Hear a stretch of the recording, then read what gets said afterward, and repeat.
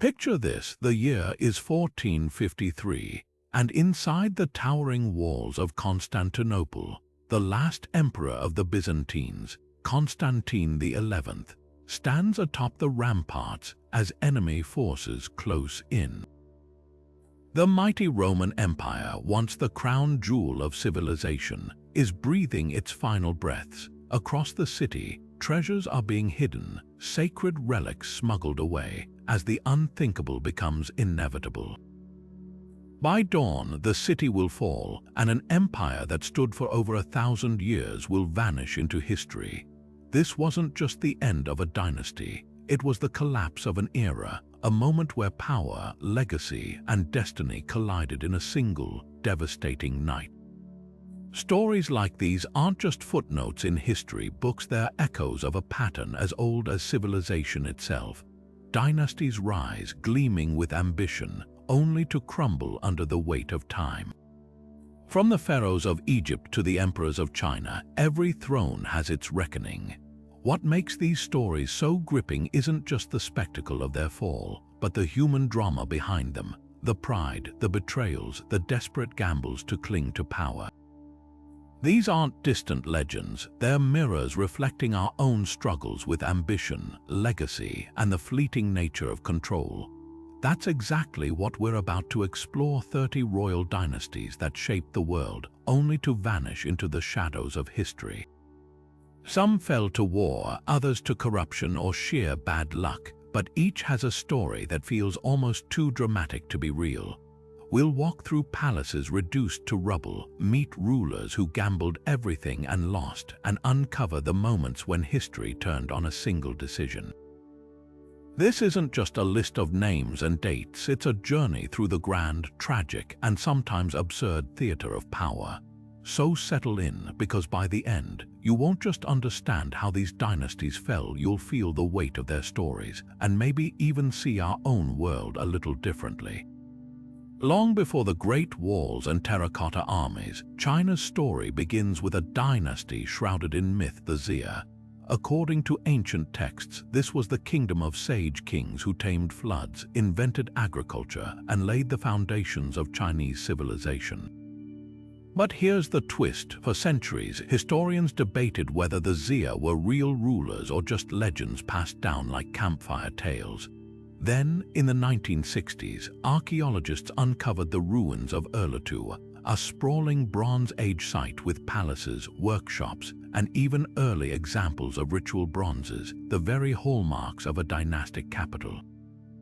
The timing, roughly 20 centuries before the Common Era, right when the Xia were said to rule, but the mystery only deepens. While Erletu's grandeur suggests a powerful centralized state, there's no smoking gun, no inscriptions definitively linking it to the Xia kings. Some scholars argue it could simply be an earlier phase of the Shang dynasty, China's first historically confirmed rulers. Others point to the Bamboo Annals, an ancient chronicle that lists Xia rulers and their reigns with surprising detail. Why does this matter? Because the Xia represent more than just a historical footnote, they're a cultural touchstone. Even if their existence lingers in the gray area between myth and history, their legacy shaped how later dynasties justified their own power, claiming descent from these Golden Age rulers. Think of it like this: the Xia are China's King Arthur, a story so deeply woven into the national identity that its truth becomes almost secondary. Whether real or symbolic, their tale of flood-controlling hero Yu the Great, who supposedly founded the dynasty, echoes in every Chinese textbook. And that's the magic of these early dynasties. Even when the line between fact and legend blurs, their stories become the bedrock of civilizations whispered across millennia.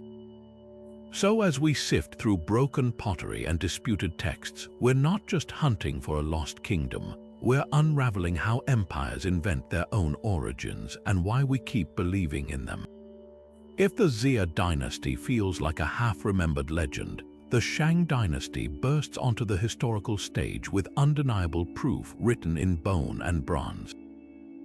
Around 1600 years before the Common Era, This kingdom emerged along the Yellow River with innovations that would define Chinese civilization for millennia. But what makes the Shang truly extraordinary isn't just their military might or lavish tombs, it's the voices they left behind. Take the oracle bones, for example. Shang rulers consulted the spirit world by carving questions into ox shoulder blades and turtle shells. Will the harvest succeed? Will the queen bear a son? Before applying heat until the bone cracked. Priests then interpreted these fractures as divine answers. What began as ritual transformed into history when scholars realized these inscriptions named actual kings, battles, and even eclipses that modern astronomy can still date. Suddenly, myth became record. One bone from around 1200 BCE even documents a celestial event so precise it's considered the earliest confirmed astronomical observation in human history. But the Shang weren't just fortune tellers, they were master craftsmen.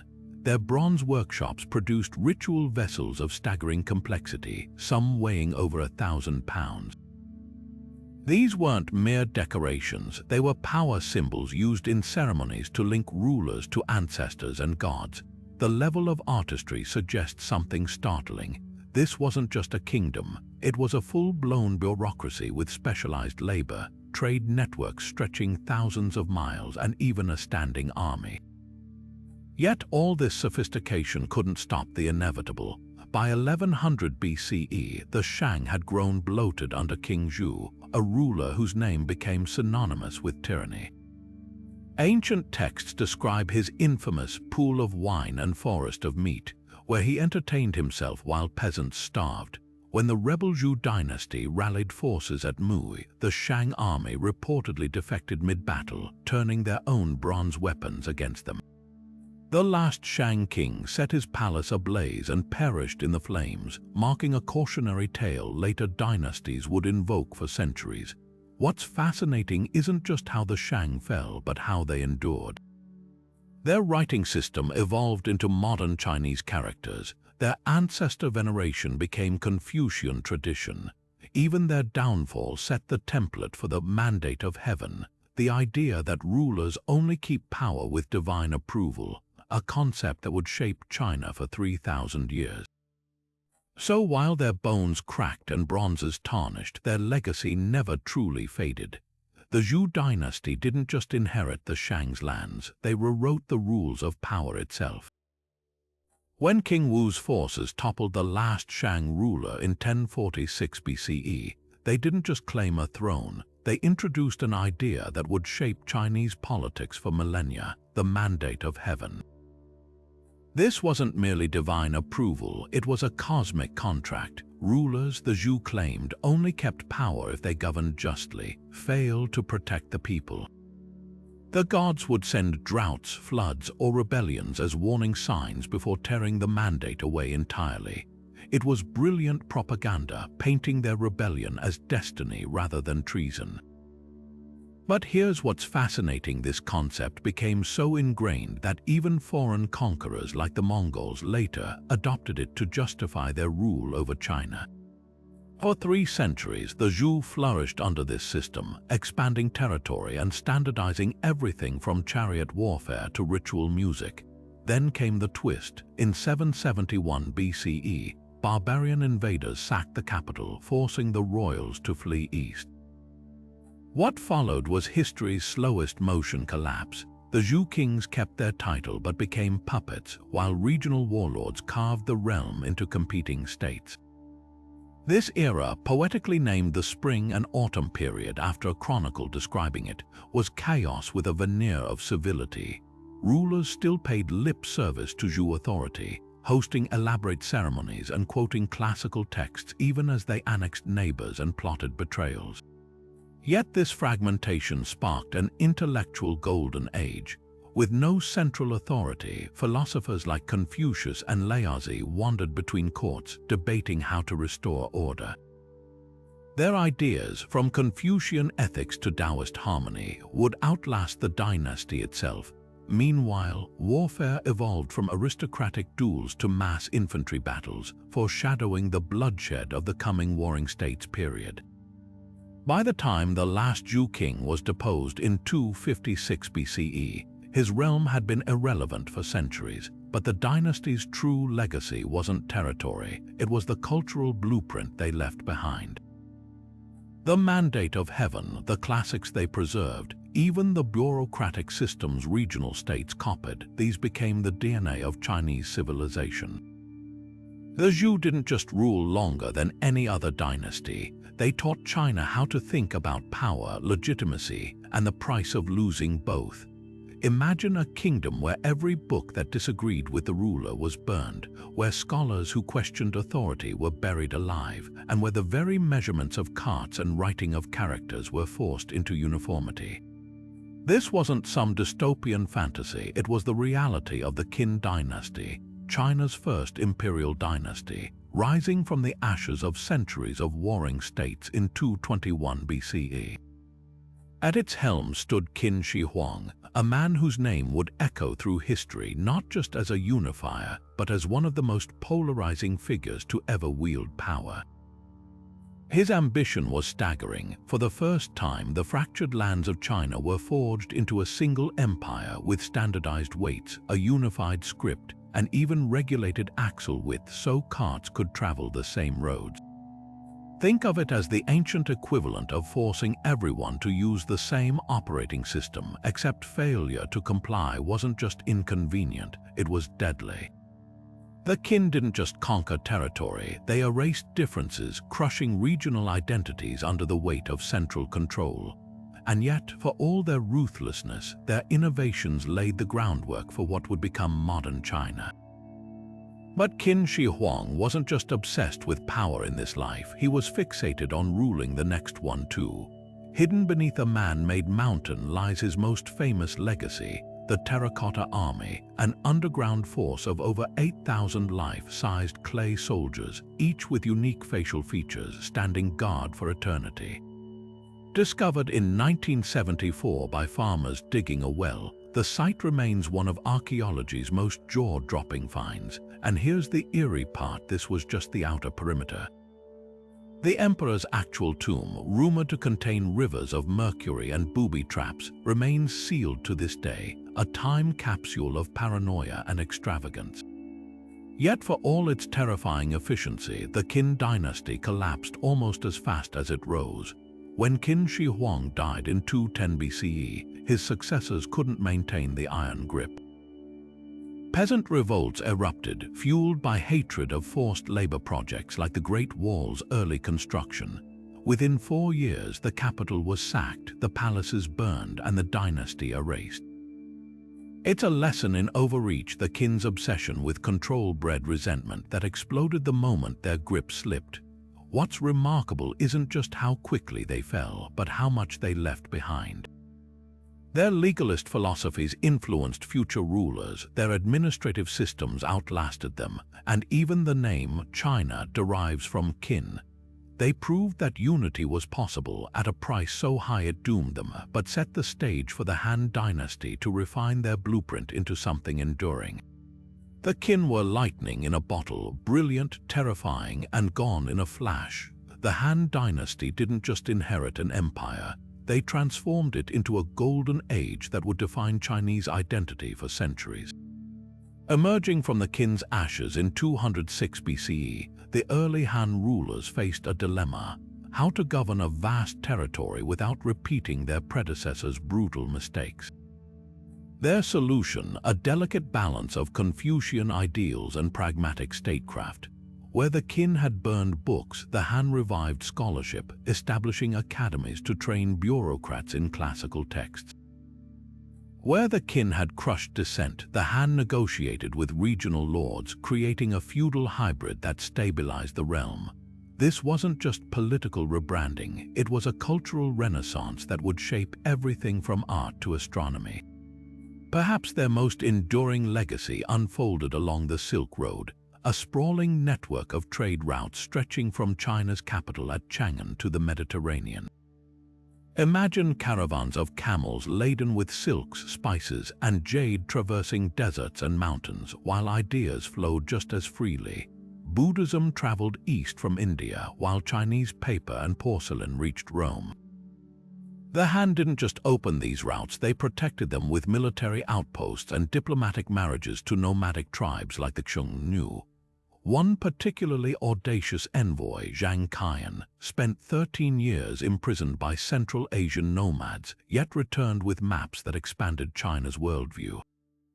His reports described previously unknown civilizations, even rumors of Rome's grandeur, proving the earth was far larger than anyone had imagined.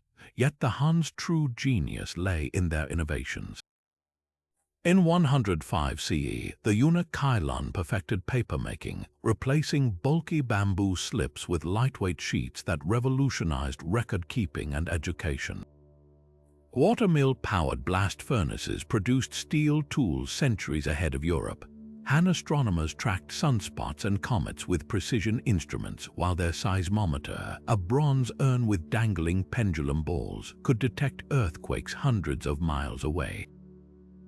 This wasn't just progress, it was a societal leap forward, fueled by state-sponsored research and a meritocratic civil service system that selected talent over noble birth. But no dynasty escapes the pendulum swing of history. By the 2nd century CE, corruption festered as eunuchs and aristocrats clashed over power. Natural disasters, floods, plagues, locust swarms were interpreted as signs the mandate of heaven was slipping. Then came the Yellow Turban Rebellion in 184 CE, when millions of desperate peasants, led by a faith-healing mystic, rose against the elite. Though crushed, the uprising exposed the Han's fraying seams. Warlords like Cao filled the vacuum, turning the emperor into a puppet until the last Han ruler abdicated in 220 CE. What's remarkable isn't just how long the Han endured 4 centuries, but how they redefined what an empire could be. They proved stability didn't require Qin-style terror, that innovation thrived under pluralism. Even today, China's majority ethnic group calls itself Han, their language Han Chinese, their writing Han characters. The dynasty didn't just rule, it became synonymous with civilization itself, setting a standard every subsequent ruler would chase but never quite replicate. Their fall wasn't an end, it was the shattering of a mirror whose fragments still reflect in modern China's ambitions. The Jin dynasty emerges like a flickering candle in the dark, a brief moment of unity after centuries of division, only to be swallowed by chaos once more. Founded in 266 by the ambitious Sima Yan, who declared himself Emperor Wu of Jin, this dynasty had all the pieces for greatness. They reunited China after the fractured Three Kingdoms period, controlled the fertile Yellow River basin, and even briefly pushed nomadic tribes back beyond the Great Wall. But beneath the surface, the Jin were building on quicksand. Emperor Wu made a fatal miscalculation. Believing family ties could secure the throne, he enfeoffed his relatives as powerful regional princes, each with their own armies. It was a recipe for disaster waiting to ignite. That disaster came in 301, just a generation after unification, with the War of the Eight Princes. Picture this: a royal family tearing itself apart in a bloody free-for-all, where alliances shifted faster than desert sands. Princes poisoned each other at banquets, ambushed rivals during troop inspections, and even flooded cities to flush out enemies. One particularly gruesome episode saw Prince Sima Ying execute a rival, then order the corpse's heart roasted and served to his troops as a loyalty test. The conflict raged for 16 years, draining the treasury, depopulating provinces, and leaving the capital Luoyang in ruins. By the time the last prince stood victorious, the Jin dynasty was a hollow shell, its defenses crippled just as a storm gathered on the northern steppes.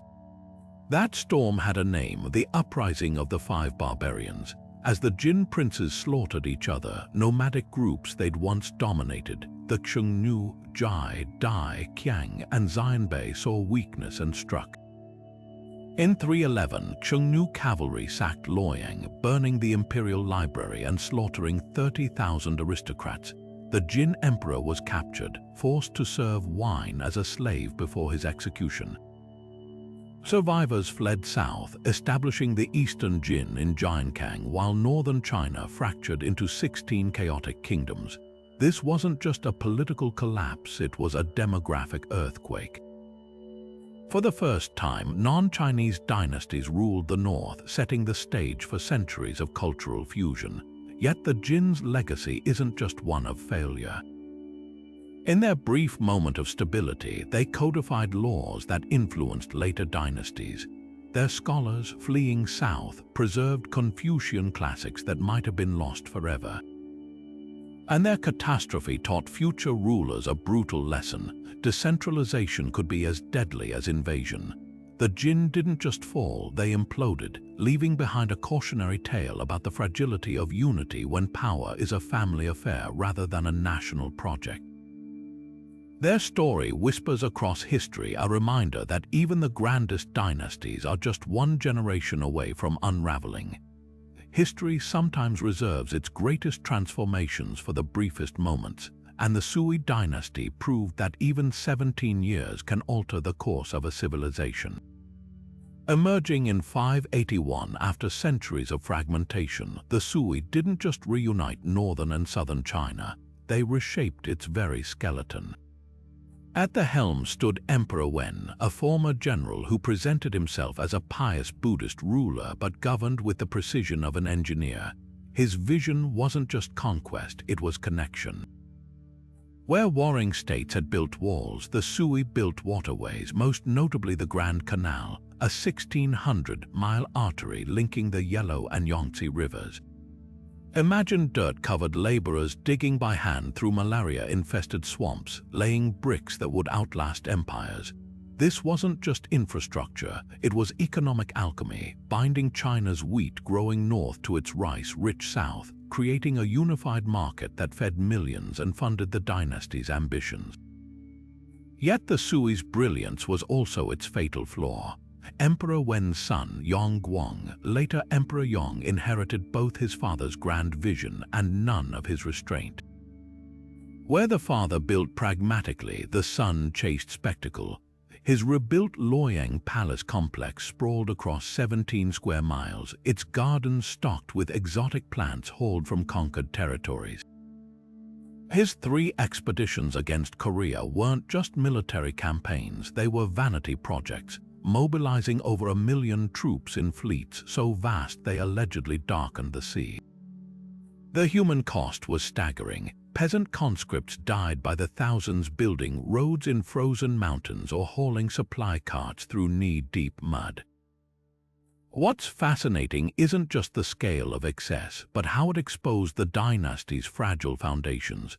The Sui had centralized power so completely that when rebellions erupted in 613, sparked by famine and exhaustion, there were no regional buffers to absorb the shock.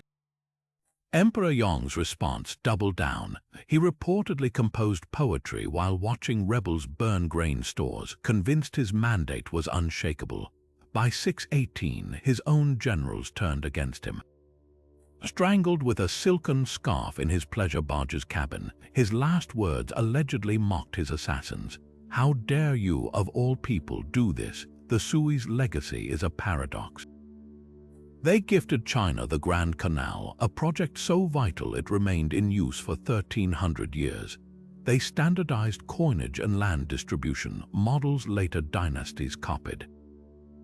Yet their real lesson was one of balance, how ambition untempered by compassion becomes a death warrant.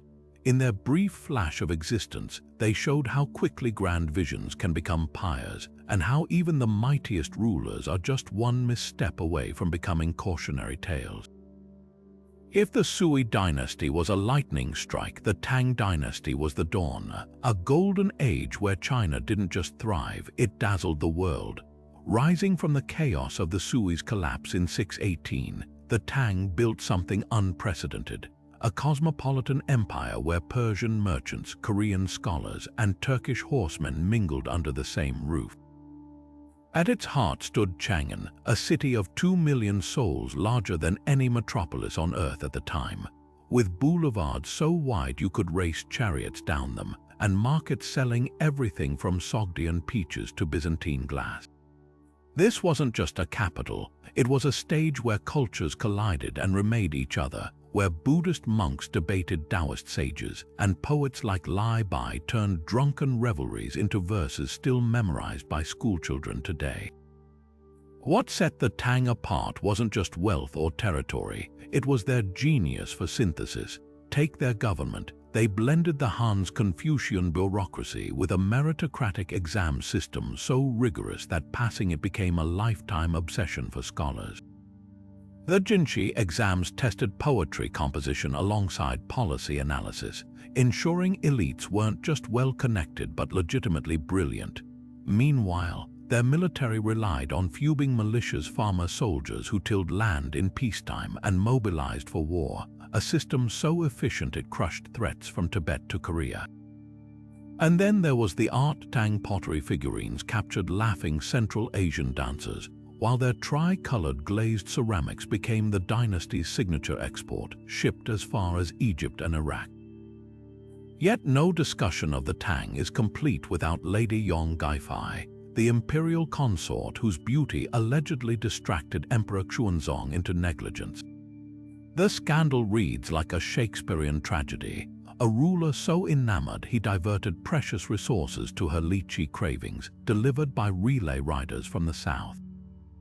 When her adopted son, the General An Lushan, rebelled in 755 with an army of 200,000, the empire nearly shattered. The An Lushan rebellion dragged on for 8 years, costing millions of lives and forcing the court to flee Chang'an as it burned. Though eventually suppressed, the revolt exposed the Tang's fragility. Regional governors gained permanent military power, tax systems collapsed, and the Uyghur mercenaries hired to save the dynasty began extorting the throne. By the 9th century, the cracks became chasms. Eunuchs controlled emperors like puppets, assassinating those who resisted. Salt smugglers turned rebel leaders like Huang Kao sacked cities and butchered aristocrats with chilling efficiency. When Huang Kao took Guangzhou in 879, records claim he slaughtered 200,000 foreign merchants, Arabs, Persians, Jews in one gruesome purge. The Tang clung on in name until 907, but the reality was a patchwork of warlord fiefdoms. What lingers isn't just the Tang's fall, but how they redefined what an empire could be. They proved openness wasn't weakness, that absorbing foreign ideas, from Indian astronomy to Central Asian music, could make a culture stronger. Their legal code influenced Japan and Korea for centuries. Even their downfall taught a brutal lesson. No system, no matter how brilliant, survives when power concentrates in the hands of the few while the many starve. The Tang didn't just rule, they illuminated, leaving a glow that outshone their ruins.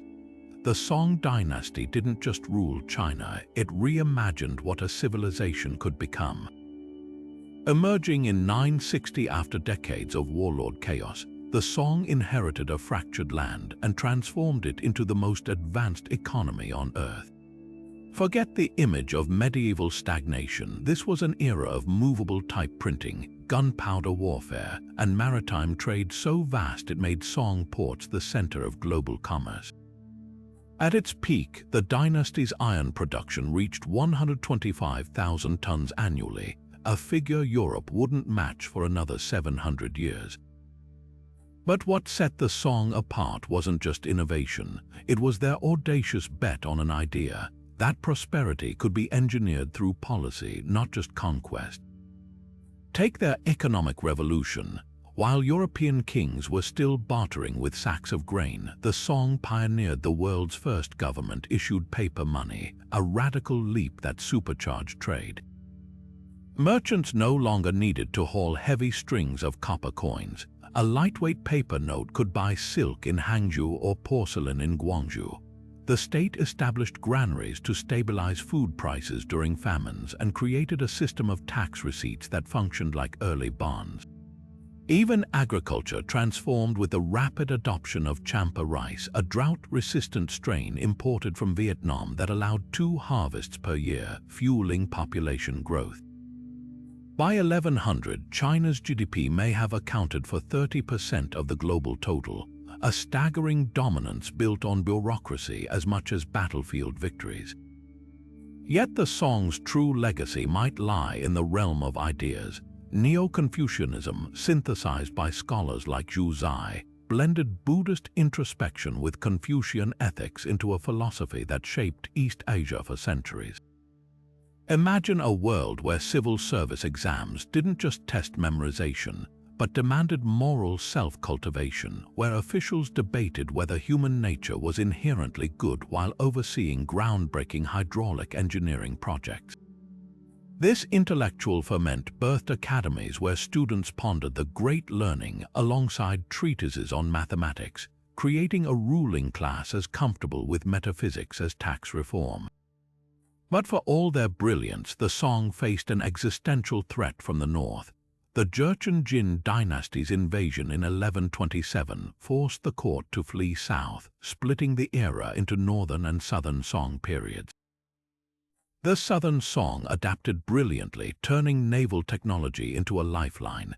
Their paddle-wheel warships, armed with trebuchets launching incendiary bombs, dominated the Yangtze River. At the Battle of Tangdao in 1161, a smaller Song fleet annihilated a Jin armada using fire lances, early flamethrowers fueled by gunpowder. Their final adversary, however, was unstoppable. When Kublai Khan's Mongols crossed the Yangtze in 1275, they faced a civilization at once fragile and dazzlingly resilient.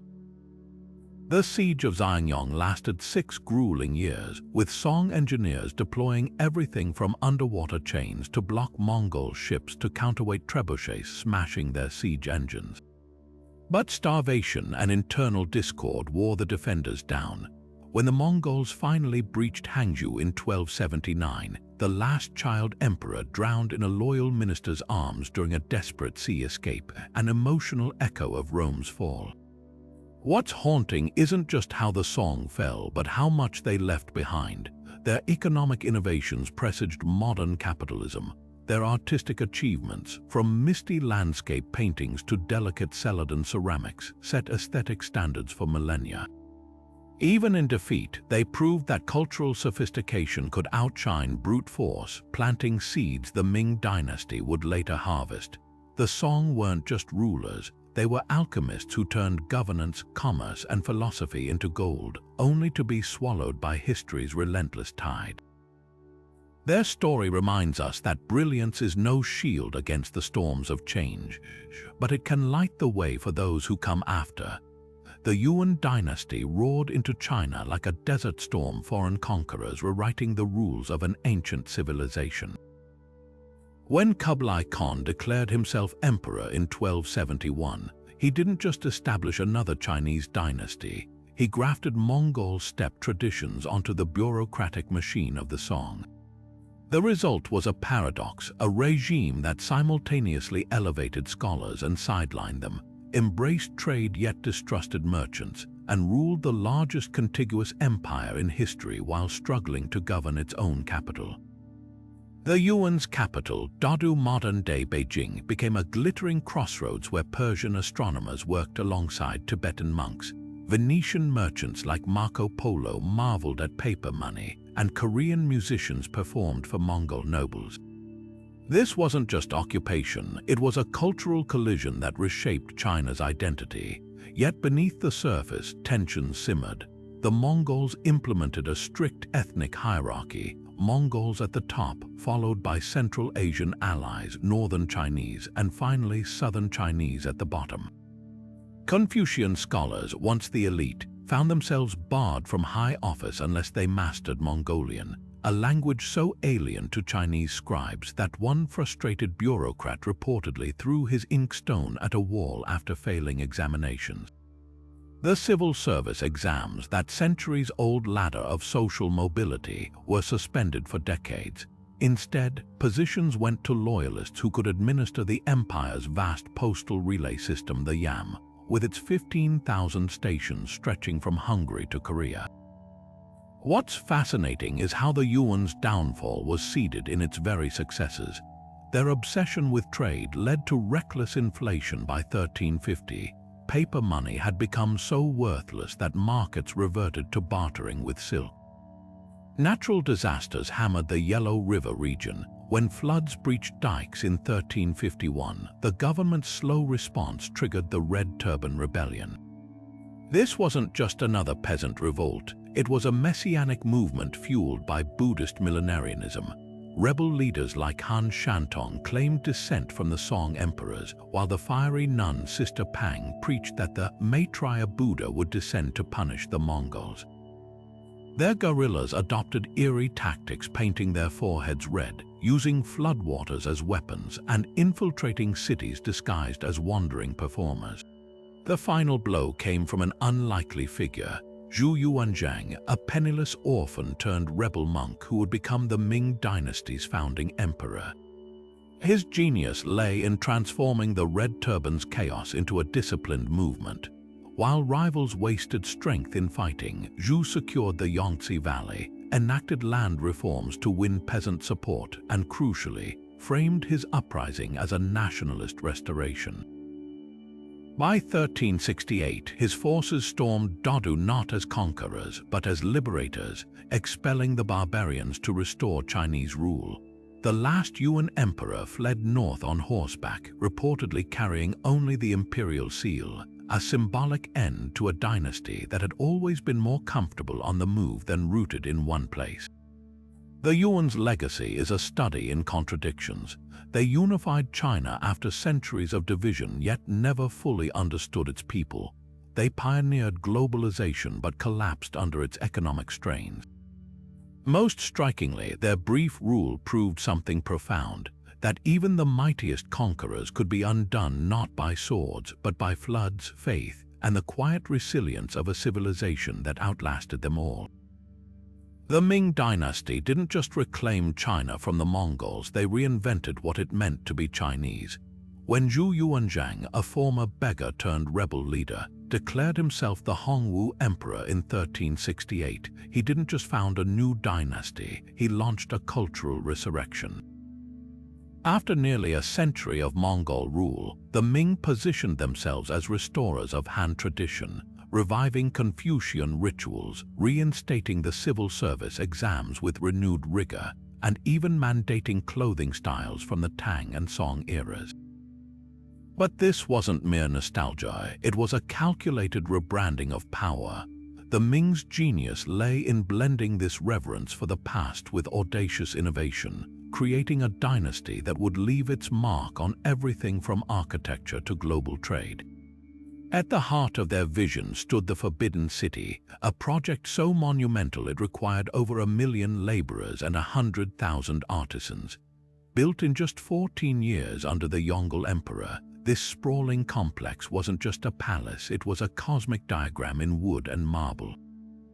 Every detail, from the golden roof tiles to the alignment of courtyards, reflected the emperor's role as the link between heaven and earth. The numbers alone stagger the imagination. Nearly 9,000 rooms, walls 30 feet thick, and gates studded with 81 golden nails, 9 being the imperial number of heaven. Yet for all its grandeur, the Forbidden City also served as a gilded cage. Emperors rarely left its confines, ruling through a labyrinth of eunuchs and ministers who filtered the outside world into carefully curated reports. While the Forbidden City turned inward, Ming ambitions reached outward like never before. Between 1405 and 1433, Admiral Shang led 7 epic voyages that dwarfed European expeditions of the time.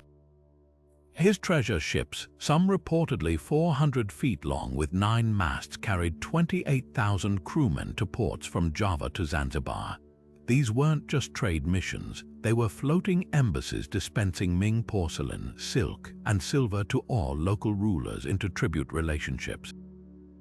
In Calicut, Zheng erected stone tablets proclaiming Ming supremacy. In Malacca, he intervened in royal succession disputes. Then, abruptly, the voyages stopped. The court, fearing the cost and distracted by Mongol threats on the northern frontier, burned the fleet's records and turned its back on the sea. It's one of history's great what-ifs. Had the Ming sustained their naval dominance, could they have outpaced Europe's age of exploration? But the Ming's greatest threat wasn't beyond their borders, it was within. By the 16th century, corruption festered as emperors like the Wanli Emperor withdrew from governance, sometimes refusing to meet ministers for decades. Silver flooding in from Spanish America destabilized the economy, while peasant revolts erupted over tax burdens. Then came the Little Ice Age crop failures, famine, and floods that killed millions. When rebel leader Li Zicheng took Beijing in 1644, the last Ming emperor hanged himself on a hill behind the Forbidden City, his final note reading, "The ministers erred and the state was lost." It wasn't the rebels who inherited China, though it was the Manchus. Seizing their moment, these Jurchen descendants from the northeast breached the Great Wall and proclaimed the Qing dynasty. The Ming's fall wasn't just a dynastic transition, it was a cautionary tale about how isolation, climate, and institutional rot can unravel even the most splendid empires.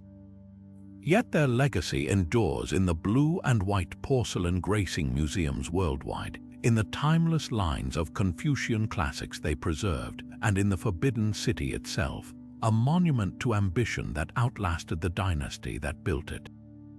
The Qing dynasty swept into power like a force of nature horseback warriors from Manchuria who would become China's longest-lasting imperial rulers. When the Manchus crossed the Great Wall in 1644, they didn't just replace the Ming, they reinvented imperial rule with a hybrid system that balanced their nomadic roots with Confucian statecraft. Picture this, emperors like the brilliant Kangxi, who ruled for 61 years, mastering Chinese classics while maintaining ancestral traditions like hunting expeditions with thousands of bannered troops.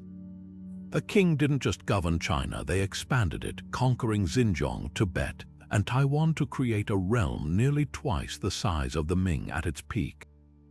Their secret, a delicate dance of cultural adaptation and military might, where Manchu nobles shared power with Han Chinese bureaucrats and imperial marriages wove alliances with Mongol Khans. But by the 19th century, the cracks began to show. European merchants, desperate to balance trade deficits caused by Britain's insatiable demand for Chinese tea and silk, flooded the market with opium from India. The Qing response, confiscating and destroying 20,000 chests of the drug in Guangzhou, sparked the First Opium War in 1839. What followed was a humiliation that reverberated for decades. British steam-powered gunboats, impervious to Qing cannons, blasted their way up the Yangtze River. The Treaty of Nanjing in 1842 forced China to cede Hong Kong, open 5 ports to foreign trade, and grant extraterritorial rights to British citizens. It was the first of what Chinese historians would call the unequal treaties, a cascade of concessions that peeled away sovereignty piece by piece. Inside the empire, discontent simmered. The Taiping Rebellion from 1850 to 1864 became the bloodiest civil war in history, claiming an estimated 20 million lives. Led by Hong Xiuquan, a failed exam candidate who believed he was Christ's younger brother, the rebels nearly toppled the dynasty with their radical vision of land reform and Christian-inspired equality. Only with the help of Western-backed mercenaries like the ever-victorious army did the Qing survive, but at a terrible cost. Provincial warlords gained unprecedented autonomy, and foreign powers tightened their grip on China's economy. The dynasty's death throes were as dramatic as its rise. In 1900, the Boxer Rebellion, a grassroots movement of peasants chanting invincibility spells and blaming foreigners for droughts and poverty, besieged foreign legations in Beijing. Empress Dowager Cixi, once a concubine who'd ruled behind the throne for decades, made the fatal gamble of supporting them. When an 8-nation alliance crushed the revolt and imposed crippling reparations, even staunch loyalists began questioning the mandate of heaven. The final act came in 1911. Sun Yat-sen's Xin High Revolution, fueled by nationalist students and disaffected soldiers, spread like wildfire. The last emperor, 6-year-old Pui, abdicated in February 1912 with a poignant decree stating, "The will of heaven is clear and the people's wishes are plain." After 276 years, the imperial system that had endured for millennia collapsed almost overnight, not to foreign invaders this time, but to its own people.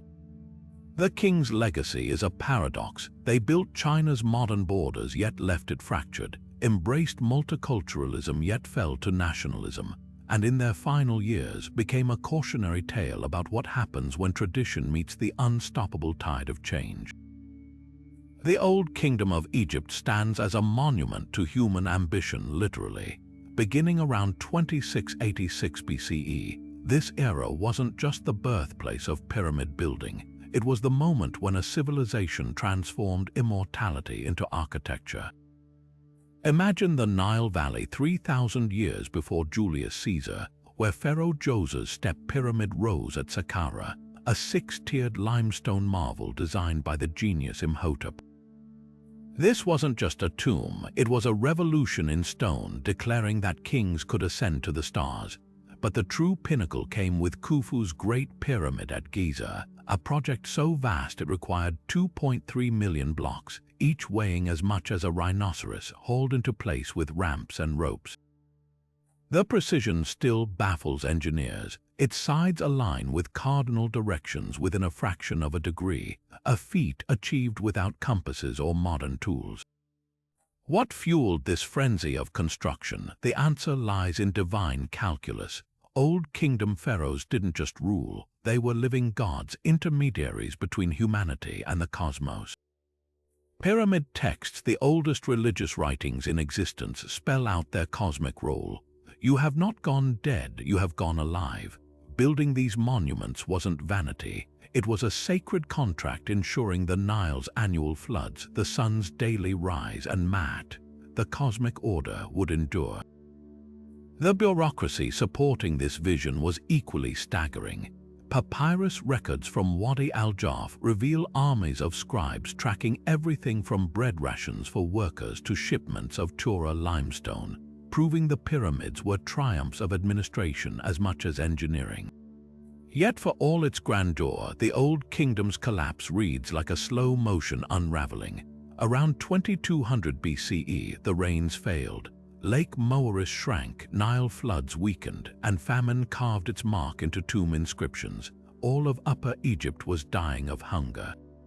The Ipuwer papyrus paints a harrowing picture: neighbors robbing tombs, nobles begging in the streets, the sacred order shattered. Climate studies now confirm a global megadrought triggered by shifting monsoons, but the crisis exposed deeper fractures. Regional governors, once loyal, grew powerful enough to carve their own mini-kingdoms. The pharaoh's godhood crumbled alongside the economy, ushering in the First Intermediate Period, a dark age where art regressed to crude sketches and pyramids stood half-finished. What's haunting isn't just the fall, but how thoroughly the Old Kingdom's legacy endured. Later dynasties would mimic its art, invoke its gods, and even reuse its quarry stones as if trying to recapture lost magic. The pyramids themselves became time capsules in plain sight.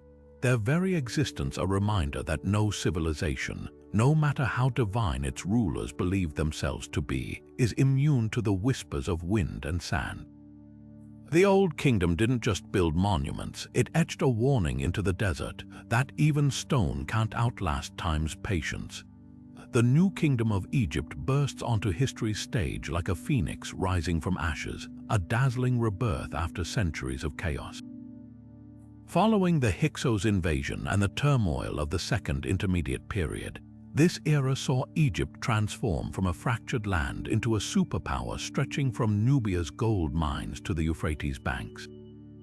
At its heart stood warrior pharaohs like Thutmose III, whose 17 military campaigns earned him the nickname Napoleon of Ancient Egypt.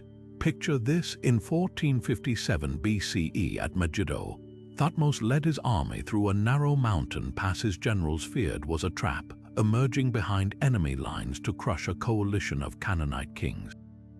His victory wasn't just tactical brilliance, it set the blueprint for empire, with conquered rulers sending annual tribute of cedar, lapis lazuli, and even their own children to be raised as loyal proxies in Thebes. Yet the new kingdom's most startling chapter came with Akhenaten, the heretic king who turned Egypt's spiritual world upside down. Around 1353 BCE, this radical ruler abandoned the pantheon of Ammon and Osiris to worship a single deity, the sun disk Aten. He built a brand new capital at Ammon with temples open to sunlight rather than shadowed sanctuaries, filled with art so bizarre it showed the royal family with elongated skulls and spindly limbs. This wasn't just religious reform, it was cultural revolution. Akhenaten's Hymn to the Aten reads like history's first monotheistic manifesto. You created the world according to your desire while you were alone. But his experiment crumbled as fast as it arose. After his death, priests of the old gods destroyed his city, erased his name from monuments, and restored the traditional order under the boy King Tutankhamun, whose untouched tomb would ironically become the new kingdom's most famous relic. The dynasty's final act unfolded against an apocalyptic backdrop. The Bronze Age collapse. Around 1200 BCE, a perfect storm of disasters shattered the Mediterranean world. Climate change triggered droughts recorded in Ramesses III's inscriptions. The land was in turmoil, every man fighting for his own survival. Mysterious sea peoples raided coastal cities with terrifying force. Their origins still debated, but their impact was undeniable. Egypt barely survived, commemorating their naval victory at the Battle of the Delta in colorful reliefs at Medinet Habu, yet the cost was catastrophic. Trade networks dissolved, palace economies crumbled, and by 1077 BCE, the new kingdom gave way to a weakened era of priest kings and foreign rule. What makes the new kingdom so compelling isn't just its heights, but its humanity. These weren't marble statues, they were flesh and blood rulers grappling with faith, power, and survival. From Hatshepsut commissioning obelisks to pierce the sky, to Ramesses II sculpting his likeness across Egypt as if challenging time itself, their stories remind us that even the mightiest empires dance on the edge of oblivion. The new kingdom didn't just rule, it dared, doubted, and ultimately left a legacy so luminous we're still deciphering its secrets 33 centuries later. The Ptolemaic dynasty didn't just rule Egypt, they turned it into a stage where Greek ambition and pharaonic tradition performed an uneasy duet. When Alexander the Great's general Ptolemy declared himself pharaoh in 305 BCE, he didn't just inherit a kingdom, he inherited a civilization older than time itself. His descendants would spend the next 3 centuries walking a cultural tightrope, posing as traditional god-kings while governing from the gleaming Greek city of Alexandria, where the library and lighthouse stood as beacons of Hellenistic learning. The Ptolemies mastered the art of dual identity. They commissioned statues showing themselves in Egyptian headdresses holding Greek wine cups, wrote decrees in hieroglyphs and Greek script side by side, and even reinvented Osiris as Serapis, a hybrid deity designed to unite 2 worlds under one divine umbrella. No figure embodies this tension more vividly than Cleopatra VII, the dynasty's final and most legendary ruler. Far from the seductive recluse of Roman propaganda, Cleopatra was a polyglot intellectual who spoke 9 languages and authored treatises on medicine and alchemy. Her real genius lay in political theater. When she first met Julius Caesar, she didn't arrive draped in jewels. She arrived rolled in a carpet, unfurling herself literally and metaphorically at his feet. Later, to cement her alliance with Mark Antony, she staged an appearance as the goddess Isis aboard a golden barge with purple sails, her attendants costumed as cupids. These weren't just displays of wealth, they were calculated performances proving she could navigate both Egyptian mysticism and Roman realpolitik, yet the Ptolemaic project was always fragile. Alexandria's Greek elite enjoyed theaters and philosophy debates while the native Egyptian farmers groaned under heavy grain taxes funding these luxuries. Revolts erupted periodically, like the Theban uprising where rebels crowned their own pharaoh in 206 BCE.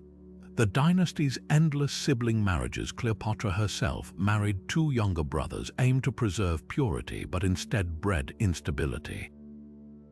By the 1st century BCE, Rome's shadow loomed large. Ptolemy XII, Cleopatra's father, had essentially bought his throne with Roman bribes, pledging Egypt as a client state. The end came not with a whimper, but with two of history's most dramatic suicides. After Octavian's forces crushed Antony and Cleopatra at Actium in 31 BCE, the couple retreated to Alexandria.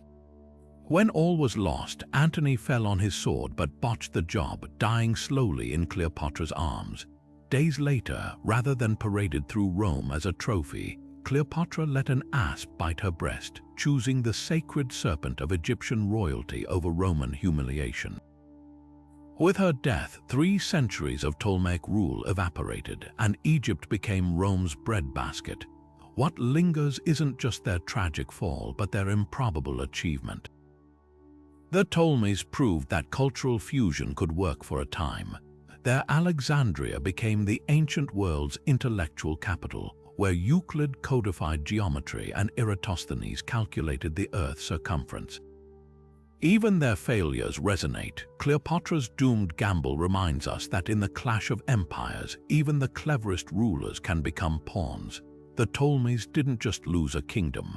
They closed the curtain on 3,000 years of pharaonic history, leaving behind a legacy as layered as the bilingual Rosetta Stone that would one day unlock their story.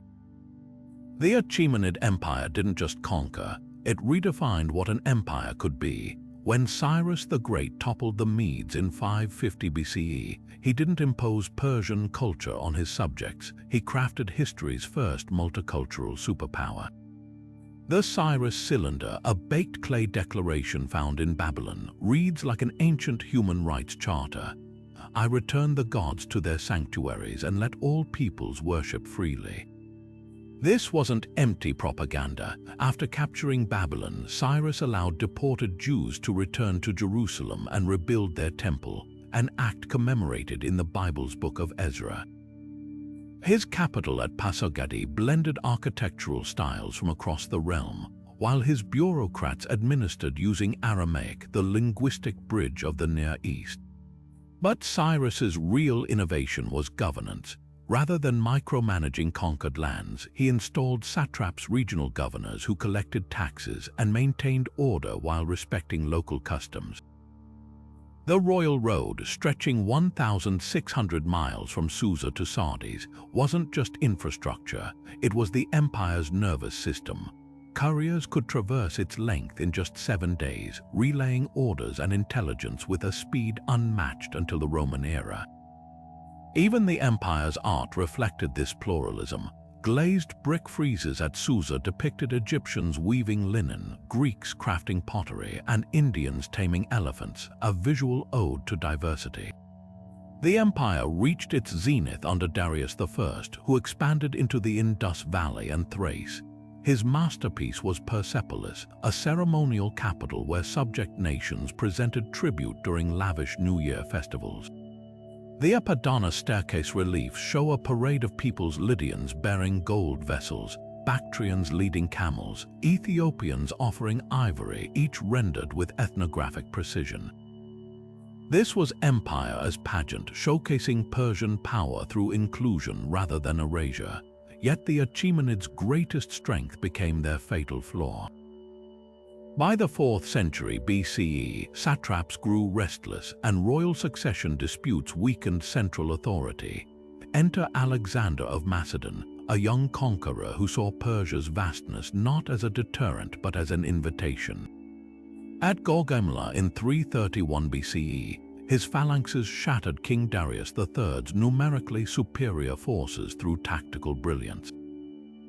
But Alexander's real masterstroke came after victory. He didn't burn Persepolis as revenge for Athens, though the palace did mysteriously catch fire during a drunken revel, but adopted Persian customs, married a Bactrian princess, and even appointed former satraps to key posts. The Achaemenids' legacy isn't just in their fall, but in how they transformed the concept of empire. Their postal systems inspired Rome's cursus publicus. Their tolerance became a model for later Muslim caliphates. Even their conqueror couldn't resist their blueprint. Alexander's untimely death split his empire into Hellenistic kingdoms that all borrowed Persian administrative tricks. The Achaemenids proved that diversity could be a source of strength, and that the most enduring empires aren't those that crush differences, but those that harness them. Their story whispers a timeless lesson. True power lies not in domination, but in the art of weaving many threads into one unbreakable tapestry. The Seleucid Empire emerged from the blood-soaked aftermath of Alexander the Great's death, a precarious realm stitched together from the eastern fragments of his conquests. When Seleucus I, one of Alexander's most cunning generals, claimed Babylon in 312 BCE, he inherited not just territory but an impossible balancing act: how to blend Greek traditions with the ancient cultures of Mesopotamia, Persia, and beyond. The Seleucids didn't just rule, they performed a high-wire act of cultural fusion, founding cities like Antioch and Seleucia as Greek-style polis hubs where Macedonian colonists rubbed shoulders with Babylonian astronomers and Jewish merchants. These weren't mere military outposts, they were laboratories of Hellenism, where gymnasiums trained youth in Greek athletics while local temples still honored ancestral gods. What set the Seleucids apart was their mastery of symbolic power. Take Antiochus IV's infamous showdown in Judea, when Jewish rebels rejected his attempts to Hellenize Jerusalem by erecting a statue of Zeus in the temple. He responded with brutal force. But this wasn't just about religious intolerance, it was a desperate bid to assert unity in an empire fraying at the edges. The Seleucids faced constant revolts from restless satraps and resurgent Persian nobles, their grip on power as fragile as the parchments detailing their tax decrees. Yet for all their struggles, they facilitated an unprecedented exchange of ideas. Seleucid astronomers in Babylon refined Mesopotamian star charts using Greek geometry, while their mints produced coins bearing Apollo's face alongside Aramaic inscriptions, a monetary diplomacy that kept trade flowing from the Aegean to the Indus. The empire's decline played out like a slow bleed. Rome's victory at Magnesia in 190 BCE stripped away Anatolia, while the Parthians, nomadic horsemen turned empire builders, chipped away at the eastern provinces. By the time Pompey annexed Syria in 63 BCE, the once mighty Seleucids had been reduced to squabbling puppet kings, their legacy surviving not in borders but in the cultural DNA of the region. The ghost of their ambition lingers in the Gandhara sculptures of Afghanistan, where Buddha wears Greek-style drapery, and in the very idea that East and West could coexist if only for a fleeting historical moment. The Parthian Empire rose from the ashes of the Seleucids like a desert storm, nomadic warriors who built a realm so formidable it became Rome's eternal frustration.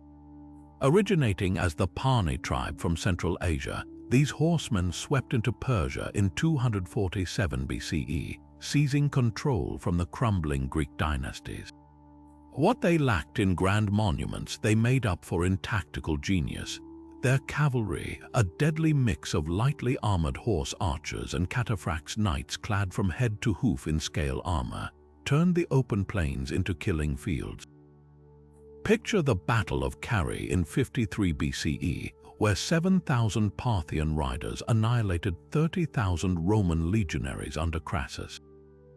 The Romans, used to disciplined infantry formations, found themselves helpless as waves of arrows rained down, each shot delivered with the infamous Parthian shot, a feigned retreat followed by a lethal backward volley. By day's end, Crassus's severed head became a prop in a royal play at the Parthian court. But the Parthians weren't just warlords, they were masterful diplomats who understood the power of cultural flexibility. Their empire straddled the Silk Road, and they taxed every caravan traversing it, from Chinese silk merchants to Roman spice buyers. In their capital, Ctesiphon, Zoroastrian fire temples stood alongside Greek theaters, while the royal court spoke a mix of Parthian, Greek, and Aramaic. They even styled themselves as Philhellenes on coins, a nod to the Greek-speaking elite they'd co-opted. Yet beneath this cosmopolitan veneer, tribal loyalties simmered. The empire functioned more as a federation of noble houses, the 7 great clans whose feuds often overshadowed centralized rule. Kingship wasn't inherited by primogeniture but earned through consensus, leading to frequent civil wars that left the empire vulnerable. Rome never stopped probing that weakness. Emperor Trajan briefly captured Ctesiphon in 116 CE, carving out short-lived Roman provinces in Mesopotamia. But the Parthians, like sand slipping through fingers, always regrouped. Their real undoing came not from Rome but from within. The Sasanian family, vassal kings in Persia's heartland, grew tired of Parthian infighting. In 224 CE, Ardashir I defeated the last Parthian king, Artabanus IV, at Hormozgan. The Sasanians framed their revolt as a restoration of pure Persian rule, rejecting Parthian barbarism and reviving Achaemenid symbolism. The Parthians' legacy is one of contradictions. They proved nomadic roots could sustain an empire, that hit-and-run tactics could humble the world's greatest military power. Yet their loose confederacy became their Achilles' heel, a warning that without strong institutions, even the mightiest cavalry can't outride discord. Their story lingers in the wind, a whisper of how empires rise on horseback but fall by their own divided hands. The Sasanian Empire didn't just reclaim Persia, it rekindled the flames of a forgotten golden age. When Ardashir I overthrew the Parthians in 224, he didn't merely seize power, he styled himself as the heir to Cyrus and Darius, reviving Achaemenid titles and carving rock reliefs showing the Zoroastrian god Ahura Mazda handing him the crown of kingship. This was more than propaganda, it was a cultural resurrection. The Sasanians didn't just rule, they wove Zoroastrianism into the fabric of the state, building towering fire temples like the Adur Gushnasp, where flames said to have burned for centuries symbolized divine favor. Their capital, Ctesiphon, became a marvel of the ancient world, its colossal vaulted arch, the Tak Kasra, still standing today as the largest unsupported brick arch ever built, a silent testament to their engineering prowess. What set the Sasanians apart was their relentless ambition. Under kings like Shapur I, they humiliated Rome not once but 3 times. In 260, Shapur's forces captured Emperor Valerian near Edessa, an unthinkable disgrace immortalized in rock carvings showing the Persian king gripping the Roman's wrist in submission. Yet the Sasanians were more than just warriors. Their court became a beacon of learning, preserving Greek and Indian texts that would later fuel the Islamic Golden Age. The legendary medical academy at Gondeshapur, staffed by Nestorian Christians and Greek philosophers, pioneered early hospitals and surgical techniques.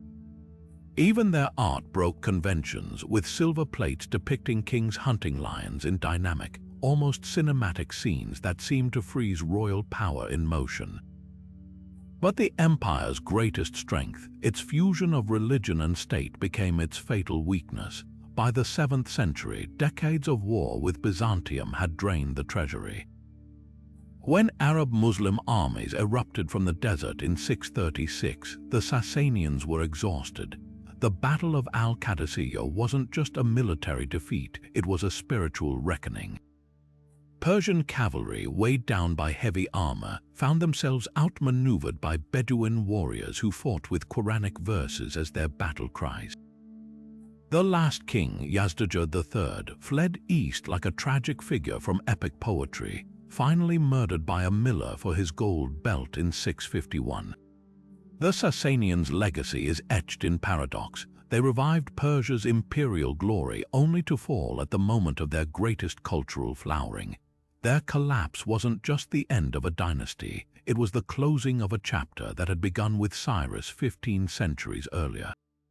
Yet their administrative systems lived on in the Umayyad and Abbasid caliphates. Their art inspired Islamic miniatures, and their stories fed the Persian Renaissance under the Samanids.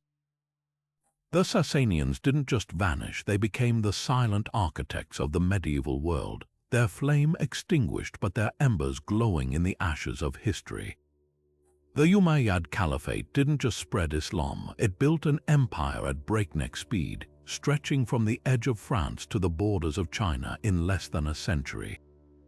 When Muawiyah ibn Abi Sufyan claimed the caliphate in 661, he transformed what had been a religious community into a hereditary dynasty ruling from Damascus, its palaces adorned with mosaics of paradise gardens and its armies advancing under white banners.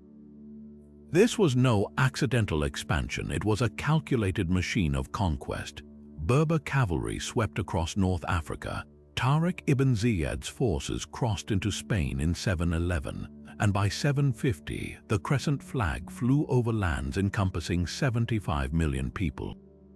The Umayyads didn't just conquer, they engineered a new world order, minting gold dinars stamped with the shahada that became the dollar of the medieval world, while provincial governors like al-Hajjaj ibn Yusuf crushed rebellions with a mix of brutality and bureaucratic genius. Yet beneath the glitter of gold and the clash of swords, tensions simmered. The Umayyads favored their Arab tribal elites, granting them the choicest lands and tax exemptions while non-Arab converts, the Mawali, faced second-class status despite embracing Islam. In distant Khorasan, Persian warriors who had fought for the caliphate grumbled that faith, not bloodline, should define privilege. Meanwhile, the family of Ali, Muhammad's cousin and son-in-law, saw the Umayyads as usurpers who had stolen leadership from its rightful heirs. The stage was set for revolution when Abu Muslim, a shadowy figure of uncertain origins, raised the black banners of revolt in 747, declaring the Abbasid family, descendants of Muhammad's uncle, as the true rulers. The Abbasid revolution wasn't just a coup, it was a cultural earthquake. The last Umayyad caliph, Marwan II, fled to Egypt only to be hunted down, his body mutilated and his dynasty's graves desecrated. One prince, Abd al-Rahman, escaped the slaughter, swimming the Euphrates in a desperate dash to Spain, where he would found a splinter kingdom in Cordoba. The Abbasids didn't just overthrow the Umayyads, they erased their legacy, building a new capital at Baghdad and reframing history to paint their predecessors as decadent tyrants.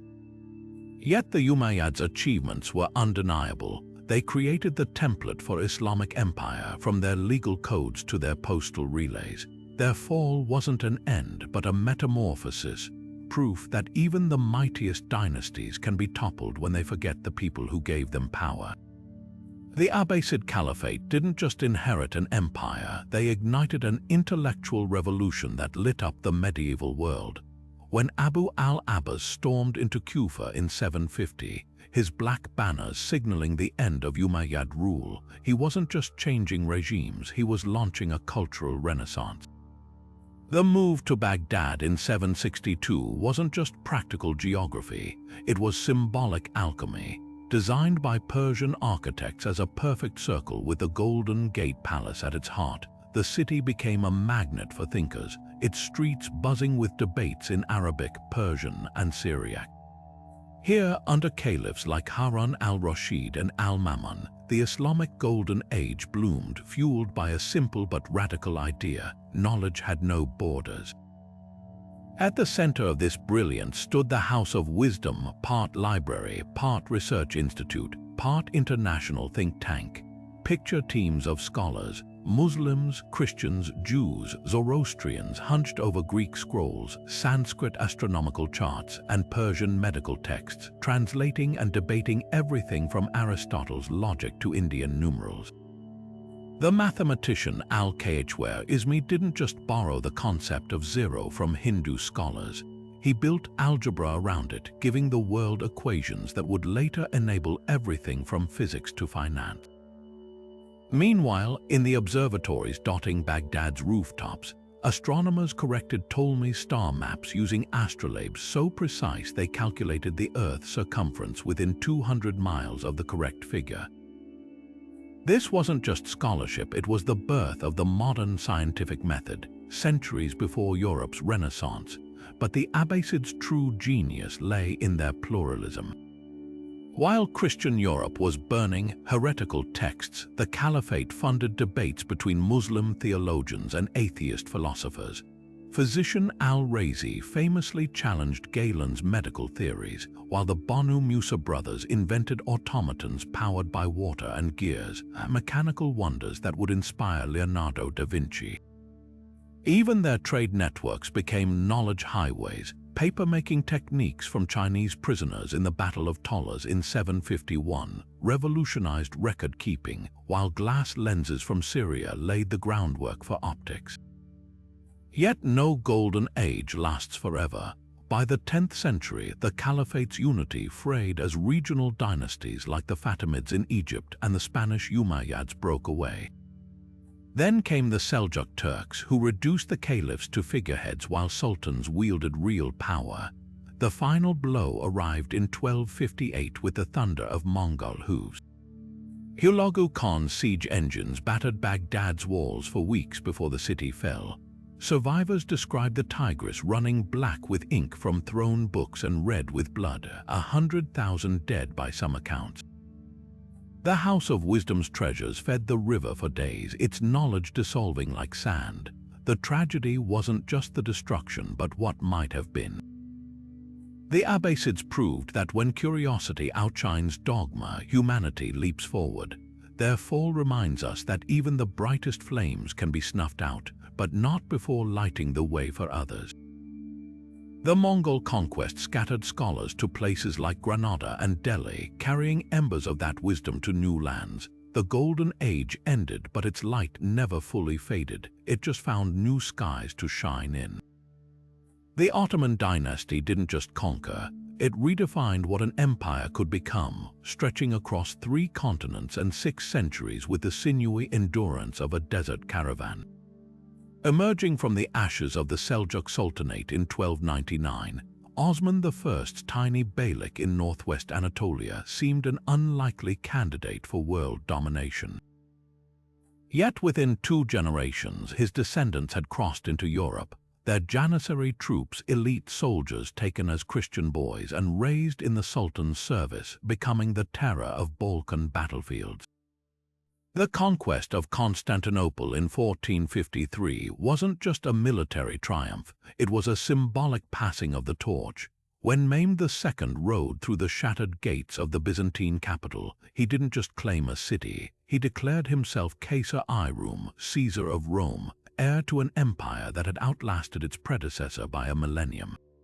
What set the Ottomans apart was their genius for adaptation. Unlike earlier Islamic caliphates, they didn't impose rigid uniformity. Constantinople became Istanbul, yet the Hagia Sophia kept its Christian mosaics beneath a veneer of Islamic calligraphy. The millet system granted religious minorities like Orthodox Christians and Jews unprecedented autonomy, collecting their own taxes and settling internal disputes. This wasn't tolerance by modern standards. Non-Muslims paid heavy jizya taxes and faced social restrictions, but compared to contemporaneous Europe, where heretics burned at the stake, it created startling stability. Suleiman the Magnificent's legal code, the canon name, blended Sharia with secular decrees, creating a bureaucracy so efficient that Venetian ambassadors secretly copied its structure. The empire's cultural zenith came in the 16th century, when Sinan the architect's domes punctuated skylines from Budapest to Mecca. His Selamii Mosque in Edirne didn't just surpass the Hagia Sophia in scale, it reimagined sacred space, using mathematical precision to make stone appear weightless. Meanwhile, coffee houses buzzed with poets reciting in Ottoman Turkish, a linguistic mosaic of Arabic, Persian, and Turkish that turned administration into art. The Topkapi Palace's harem wasn't just a pleasure den. As Orientalist myths suggest, it was a political nerve center where royal mothers and slave-origin concubines wielded influence that shaped dynastic succession. But the Ottomans' greatest strength, their elasticity, became their fatal flaw. As Europe industrialized, the empire clung to feudal land systems like the Timur, where cavalrymen received fiefs instead of salaries. The very janissaries who once guaranteed military dominance grew into a reactionary mob, assassinating reformist sultans who dared modernize the army. By the 19th century, the sick man of Europe survived only because rival powers couldn't agree on how to divide its corpse. Reforms like the Tanzimat tried to create equality under law, but half measures satisfied no one. Nationalist uprisings erupted from Greece to Arabia, while conservative ulama denounced Western-style changes as heresy. World War I became the empire's death knell. Aligning with Germany, the Ottomans shocked the Allies at Gallipoli in 1915, where Mustafa Kemal's troops drowned Anzac forces in their own blood. But the Arab revolt, fueled by British promises and T.E. Lawrence's guerrilla tactics, severed Damascus and Baghdad. When the armistice came in 1918, Istanbul was occupied, its treasury empty, its people starving. The final sultan, Mehmed VI, slipped away on a British warship in 1922 as Mustafa Kemal abolished the caliphate, replacing 623 years of imperial rule with a secular republic. The Ottomans left ghosts everywhere in the Bosnian grandmothers who still bake baklava from Ottoman-era recipes, in the Arabic street names of Thessaloniki, in the archival ink tracing centuries of court cases in elegant Divani script. Their fall wasn't just the end of a dynasty. It was the closing of an era where empires could straddle east and west, where a sultan in Istanbul could dispatch orders to governors in Hungarian, Arabic, and Greek with equal authority. They remind us that even the most enduring empires are experiments, ones that succeed not by resisting change, but by riding its currents until the tides turn against them. The Carolingian dynasty didn't just rule Europe, it reshaped the continent's destiny under the iron-fisted vision of a king who stood 6 feet 4 inches tall in an era when most men barely cleared 5. Charlemagne, crowned Holy Roman Emperor on Christmas Day in 800, was a paradox, a warrior who conquered Saxony in a 30-year bloodbath, yet wept when his scholars read him Augustine's City of God. His empire stretched from the Pyrenees to the Elbe, a patchwork of tribes forcibly united under the twin banners of the cross and the sword. But what made the Carolingians extraordinary wasn't just their military might, it was their audacious cultural project. At Auchin's Palace School, scholars like Alcuin of York reinvented education, standardizing Latin script into the clear Carolingian minuscule that became the ancestor of today's lowercase letters. Monasteries became factories of knowledge, copying not just scripture but long-forgotten Roman texts that might have otherwise vanished into the Dark Ages. This Carolingian Renaissance was no mere footnote. It was Europe's first attempt at a unified intellectual revival. Charlemagne's court buzzed with debates about astronomy, theology, and even grammar, while his architects blended Roman arches with Germanic motifs to create a new imperial aesthetic. The Admonitio Generales of 789 wasn't just a legal decree, it was a manifesto for civilization, ordering priests to establish schools in every parish and scrutinizing baptismal rites for pagan leftovers. Yet for all its brilliance, the empire rested on fragile foundations. Charlemagne's armies were funded by plunder, not taxes, and his administration relied on traveling inspectors called missi dominici to curb corruption among regional counts, a system that worked only while the emperor's gaze remained omnipresent. The cracks became canyons after Charlemagne's death in 814. His son, Louis the Pious, lacked his father's ruthless charisma, and by 843, the Treaty of Verdun carved the empire into 3 squabbling kingdoms. West Francia became the seed of modern France, East Francia the embryo of Germany, and Lothaire's middle strip, a corridor from the Low Countries to Italy, dissolved into a battleground for centuries. The Carolingians' tragedy wasn't their fall, but their unrealized potential. They dreamed of a new Rome, yet bequeathed Europe a blueprint for fragmentation. Their monasteries preserved Virgil while their heirs tore each other apart, proof that even the grandest visions can unravel when loyalty is written in ink, not blood. When Hugh Capet took the throne in 987, he ruled a kingdom in name only. His actual power barely stretched beyond the orchards of Paris. Yet from these modest beginnings, the Capetian dynasty would engineer one of history's most astonishing transformations, turning a fractured mosaic of warlords into the centralized heart of medieval Europe. The secret to their success wasn't flashy conquests, but a slow, relentless chess game played across generations. Unlike the Carolingians before them, who saw kingdoms as personal property to divide among heirs, the Capetians pioneered primogeniture, passing the crown intact to the eldest son.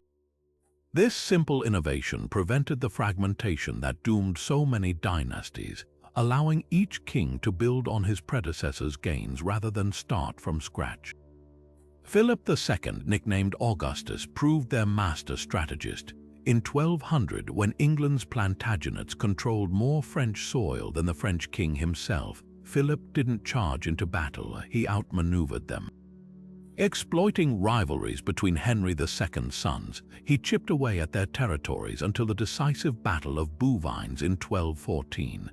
There, his heavily armored knights crushed a coalition of English, Flemish, and German forces, reclaiming Normandy and tripling the royal domain. But Philip's real genius lay in administration. He replaced rebellious barons with loyal bureaucrats, established the first royal archives in the Louvre, and paved Paris's streets to boost trade. These weren't just practical reforms, they were the scaffolding of a modern state. The Capetians also mastered the art of sacred theater. Louis IX, canonized as Saint Louis, turned piety into political theater, washing peasants' feet and presiding under the oak tree at Vincennes to deliver judgments. His Sainte-Chapelle, a jewel box chapel built to house Christ's crown of thorns, wasn't just a reliquary, it was a propaganda masterpiece. It stained glass bathing visitors in heavenly light while whispering that God favored Capetian rule. Even failures served the dynasty's mystique. When Louis died of dysentery during the disastrous Eighth Crusade in 1270, his corpse was boiled so the bones could be carried home, a grisly relic that only deepened his saintly legend. By the 14th century, the Capetians faced their reckoning. Philip IV, the Iron King, overplayed his hand against the papacy, leading to the Avignon exile of popes. His suppression of the Knights Templar in 1312, fueled by greed for their wealth, stained the crown's reputation. When the last direct Capetian, Charles IV, died without a male heir in 1328, the throne passed to his cousin Philip of Valois, but England's Edward III, Charles's nephew through his sister, saw an opening. This dynastic technicality ignited the Hundred Years' War, proving that even the Capetians' meticulous planning couldn't foresee every storm. Their legacy, though, was indelible. In 341 years, they turned France from a geographic expression into a nation. Their bureaucracy, their legal codes, even the very idea of Paris as an unchallenged capital, all were Capetian inventions. They didn't just rule France, they invented what France could be, stitching together duchies and dialects with a patience that reminds us real power often lies not in the sword's swing, but in the hand that guides its weight across generations. The Plantagenets didn't just rule England, they redefined it through a whirlwind of conquest, family betrayal, and legal revolution that still echoes in courtrooms today. When Henry II took the throne in 1154, he inherited a kingdom fractured by civil war, but brought with him an empire stretching from the Scottish borders to the Pyrenees, thanks to his marriage to Helena of Aquitaine. This wasn't just a political union, it was a collision of two of medieval Europe's most formidable minds. Henry, a whirlwind of energy who famously traveled so fast his spies couldn't keep pace, overhauled England's legal system with innovations like trial by jury and common law, concepts that would outlast his dynasty by centuries. Yet for all his brilliance, his family became his Achilles' heel. His sons, including Richard the Lionheart and the treacherous John, turned his later years into a Shakespearean tragedy of revolts and imprisonments, with Elena herself allegedly funding their rebellions from her gilded cage. The Plantagenet saga reached its zenith during the 100 Years' War, a sprawling conflict that began in 1337 over Edward III's claim to the French throne. At first, it seemed the English longbow would rewrite the rules of warfare entirely. At Crécy in 1346, outnumbered English archers slaughtered French knights so decisively that chroniclers described the air dark with arrows. Henry V's victory at Agincourt in 1415 became legend, immortalized by Shakespeare's Band of Brothers speech. But the war's tide turned thanks to an unlikely savior, Joan of Arc, a teenage peasant girl who rallied French forces to break the siege of Orleans in 1429. Her eventual capture and burning by the English only fueled French nationalism, and by 1453, England had lost all its continental holdings except Calais, a humiliation that left the crown bankrupt and its nobility restless. That restlessness erupted into the Wars of the Roses, a dynastic free-for-all between the Plantagenet branches of York and Lancaster. The conflict's poetic name, coined centuries later, belied its brutality. Battles like Towton in 1461, fought in a blizzard so thick men reportedly stabbed blindly, saw brother kill brother for a crown that changed hands 6 times in 30 years. The Yorkist Edward IV proved a capable ruler when not distracted by his infamous appetites. His death at 40 was blamed on overindulgence, but it was Richard III's brief, controversial reign that became the stuff of dark legend. His alleged murder of the princes in the Tower and his dramatic death at Bosworth Field in 1485 marked the end of Plantagenet rule and the rise of the Tudors. What makes the Plantagenets so compelling isn't just their dramatic falls, but their lasting foundations. They gave England its legal identity, its parliamentary framework, and even its imperial ambitions. Their story is a reminder that even the mightiest dynasties are shaped as much by family feuds as by foreign wars, and that no amount of battlefield glory can shield a throne from the consequences of its own ambition. The Tudors didn't just inherit a throne, they seized it amid the blood-stained chaos of civil war and forged a dynasty that reshaped England's very soul. When Henry Tudor, a Welsh-descended exile with a tenuous claim, triumphed at Bosworth Field in 1485, his coronation marked more than a change of rulers. It was the birth of a new kind of monarchy. Henry VII, the dynasty's cautious founder, spent his reign tightening his grip through calculated marriages and a network of spies, but it was his son, Henry VIII, who would detonate the powder keg of history. Henry VIII began his reign as a golden Renaissance prince, a musician, poet, and chivalric knight who penned love letters to his first wife, Catherine of Aragon, in Latin. But by 1527, his desperation for a male heir and obsession with Anne Boleyn triggered a revolution. The break with Rome wasn't just a marital spat gone global, it was a geopolitical earthquake. With the Act of Supremacy in 1534, Henry declared himself supreme head of the Church of England, dissolving monasteries and confiscating their wealth while severing centuries of Catholic tradition.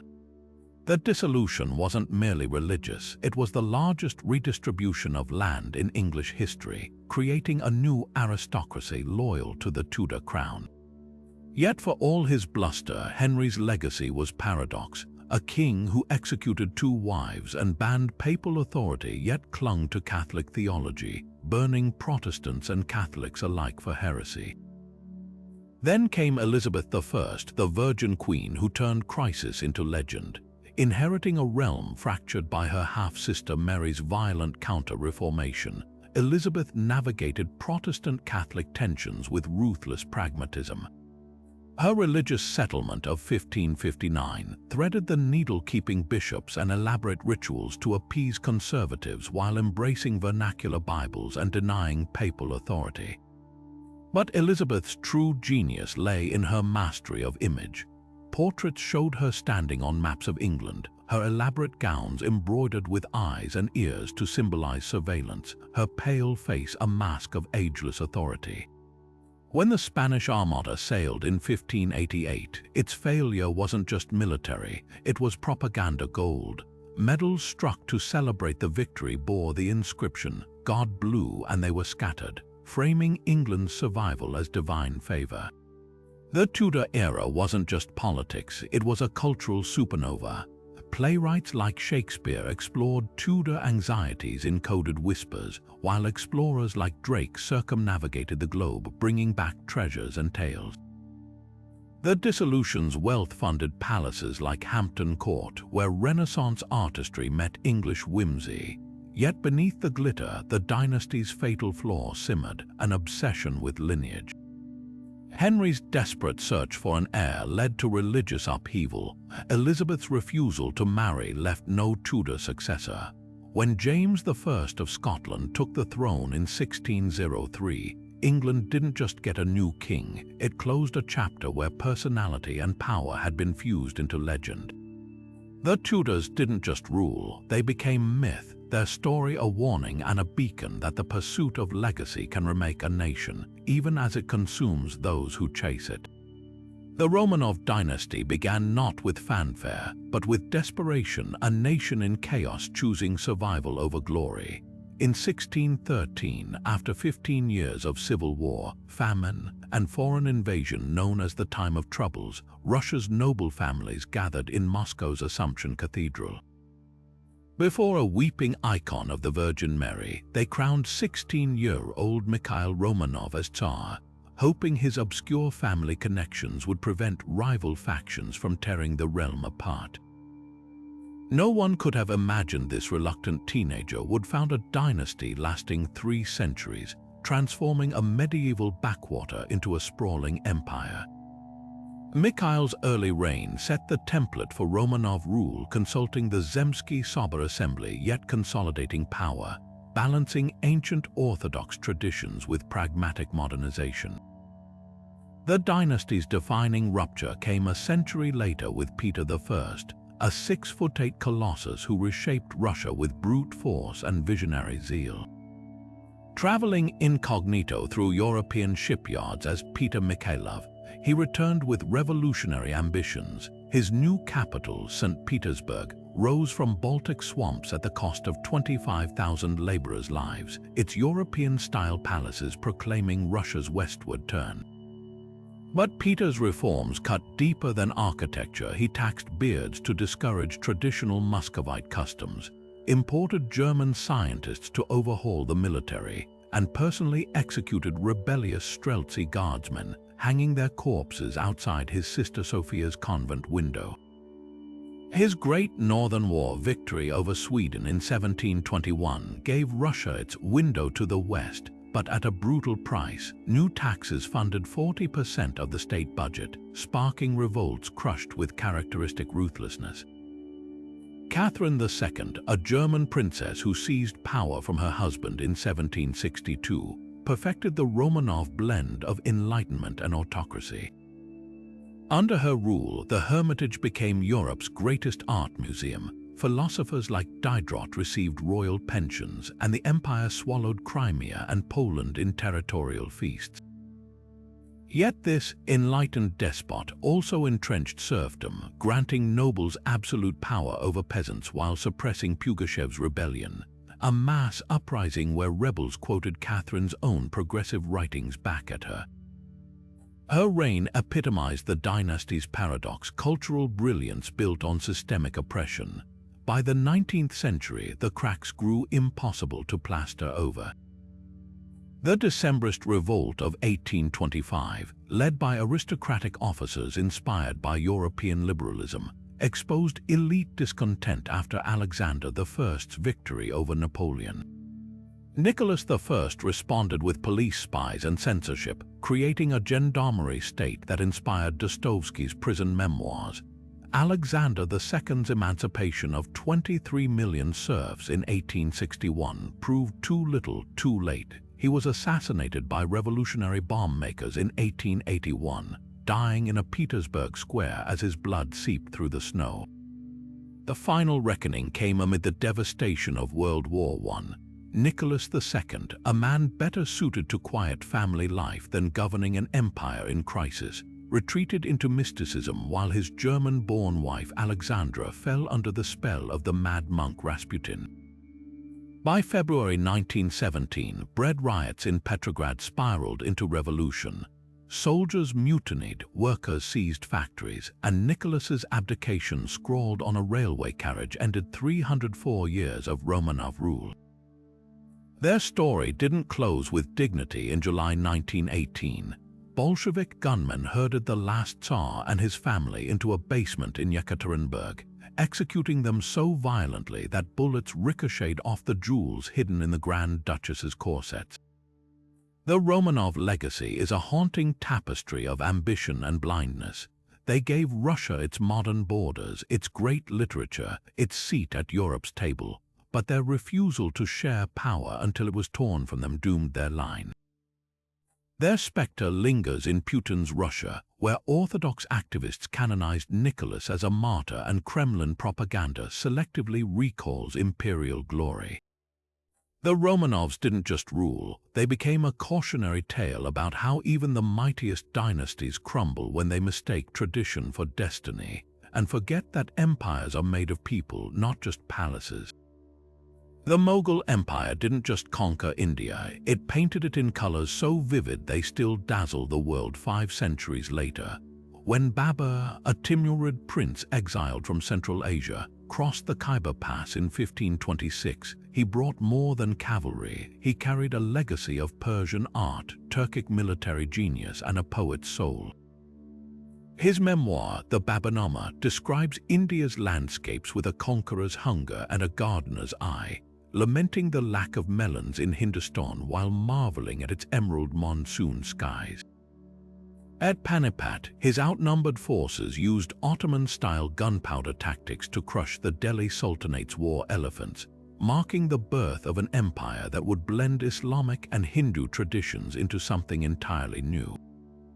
Akbar the Great, Babur's grandson, turned this patchwork into a masterpiece. Crowned at 13 after his father's suspicious death, possibly by falling down library stairs, Akbar became the dynasty's visionary.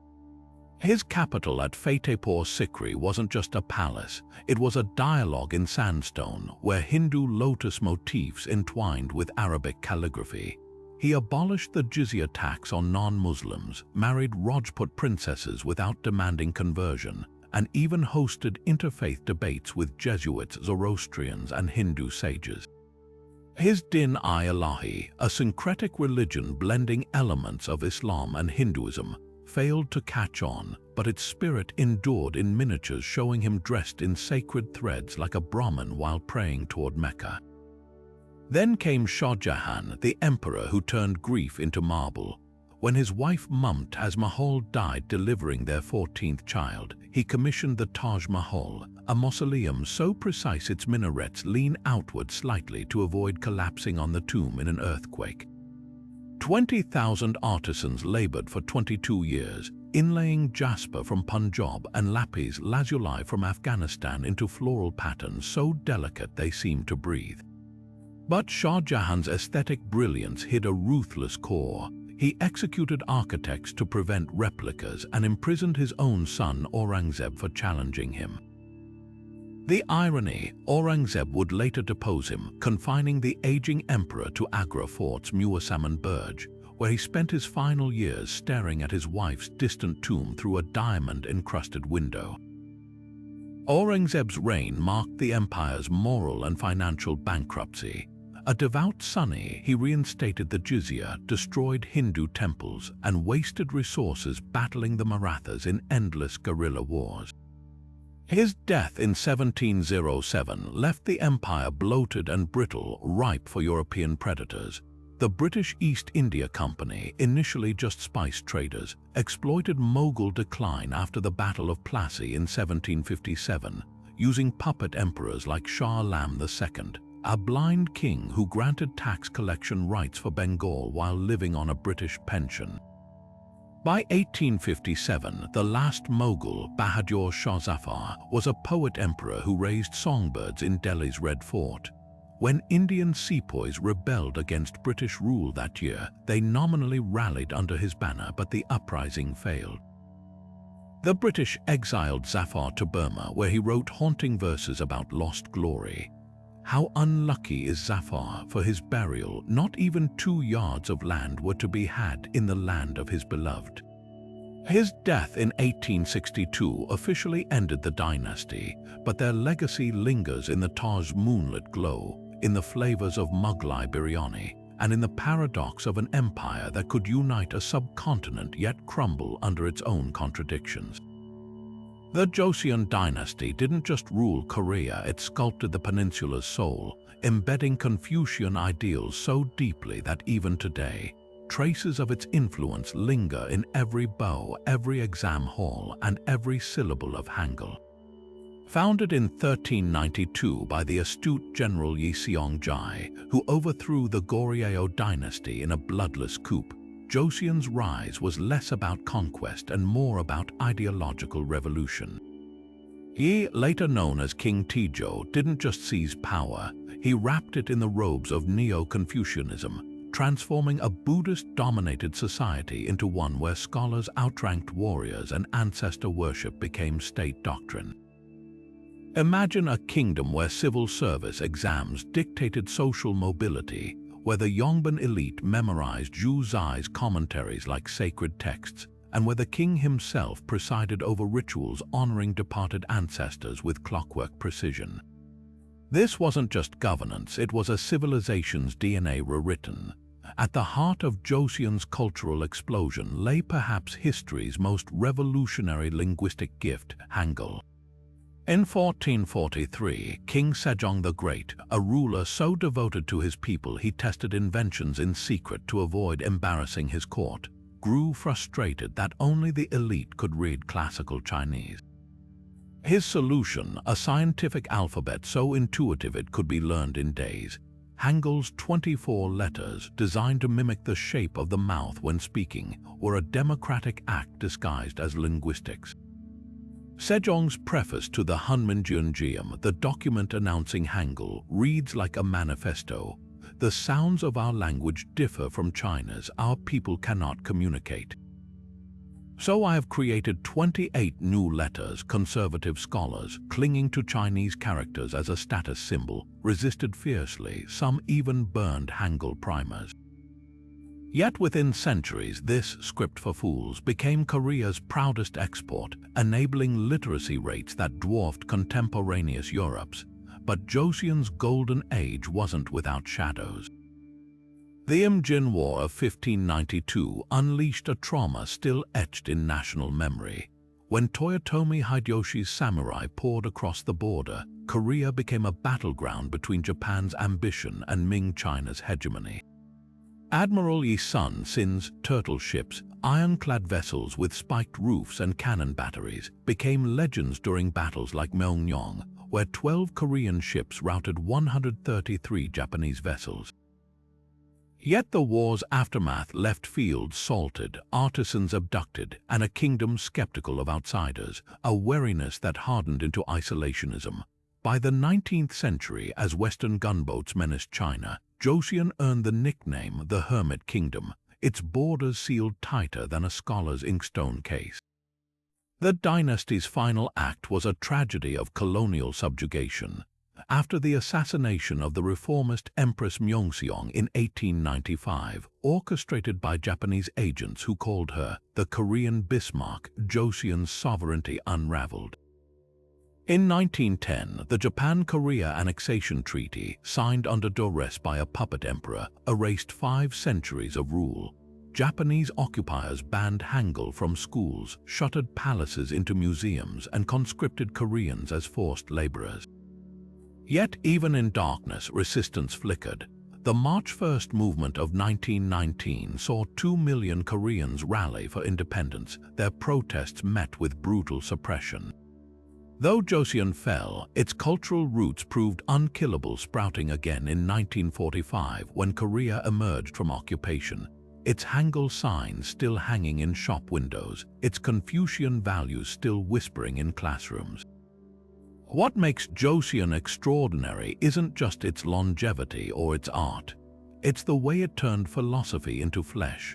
The dynasty's legacy lies in the precise strokes of a calligrapher's brush, in the quiet respect of a student bowing to a teacher, and in the defiant pride of a language that refused to die.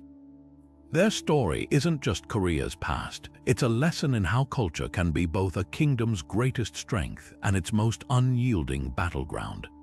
The Tokugawa shogunate didn't just rule Japan, it locked the archipelago in a carefully crafted balance of fear and tradition, creating a society so stable it barely changed for 250 years.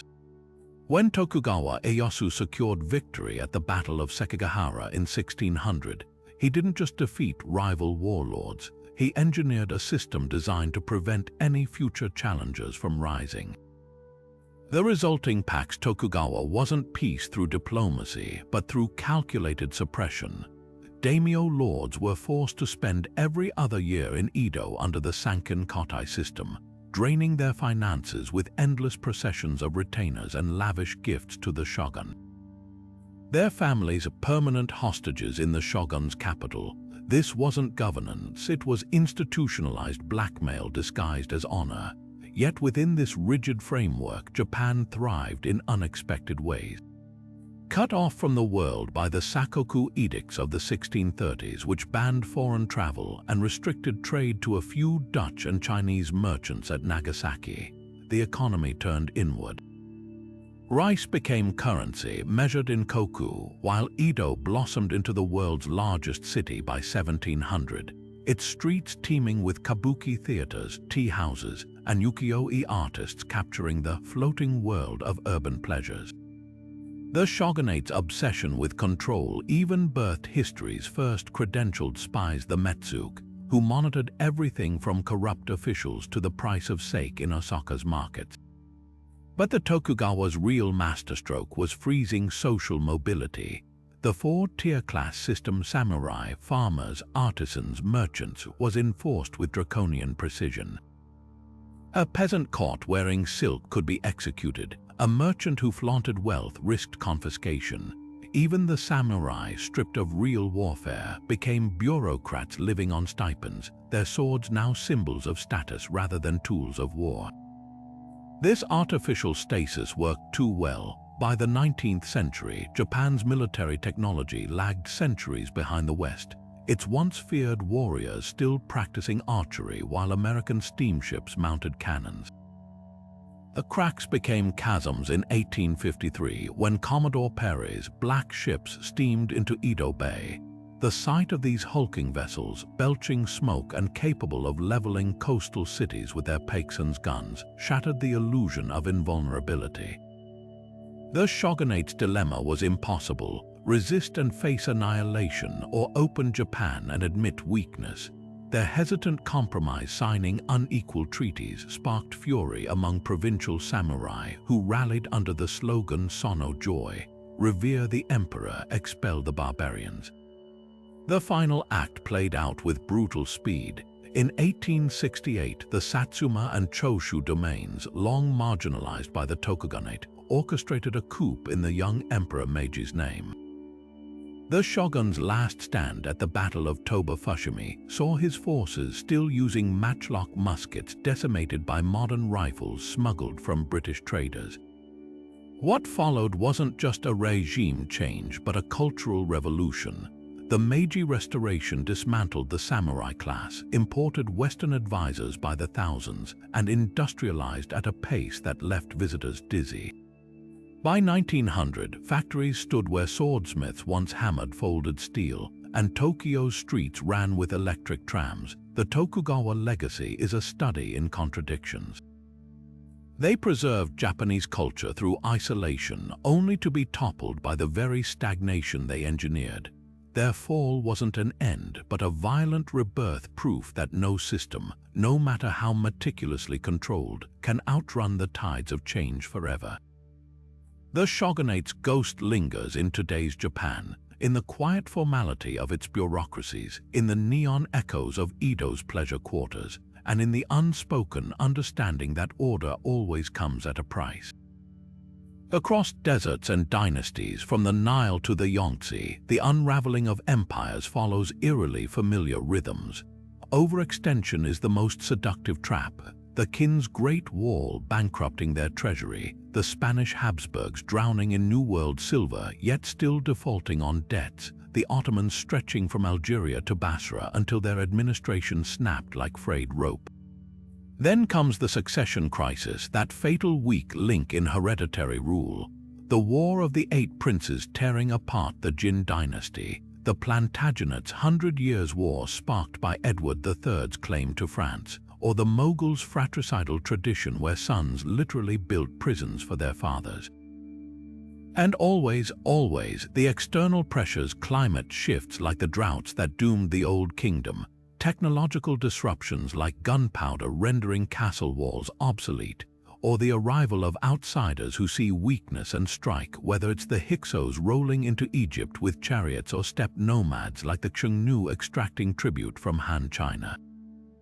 Yet what's most haunting isn't the how, but the why, the universal human flaws that repeat like broken records. Rulers convince themselves their power is eternal, mistaking temporary strength for divine favor. The Ming emperors ignored Portuguese canons because Confucian tradition dismissed foreign tech as clever tricks. The Romanovs dismissed Rasputin's corruption until it rotted their legitimacy from within. And in every case, the people, those who build the pyramids, till the fields, man the ships, eventually refused to bleed for a throne that forgot them. The Roman plebs, the French peasants, the Joseon Yongban scholars, when loyalty erodes, collapse isn't an event, it's an inevitability.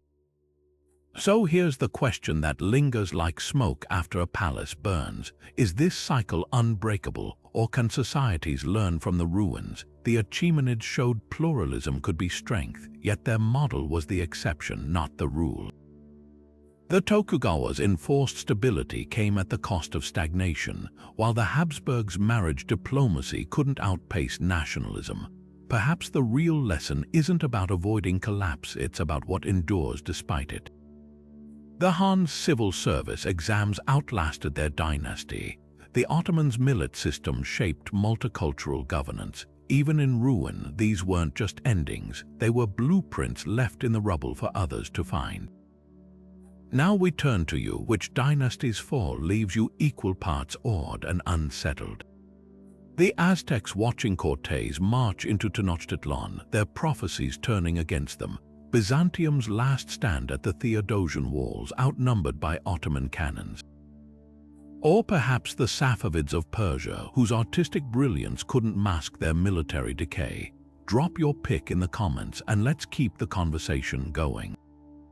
Because history isn't just about the past, it's a mirror, reflecting the fragile threads that hold power together and how easily they unravel when we forget their lessons.